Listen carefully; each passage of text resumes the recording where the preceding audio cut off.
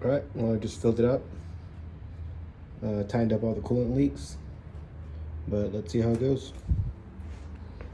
Let me double check. Yeah, it should be good.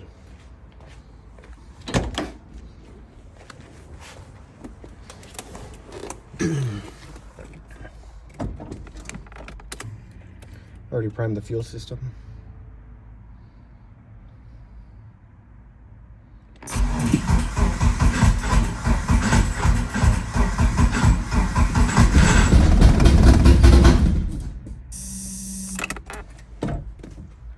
Hopefully I'm able to pump a little bit of oil around. So I already spun a little bit to make sure oil got around, but double check. Just did a quick walk around to see how everything looked before I started it. So everything looked good again. See how it goes.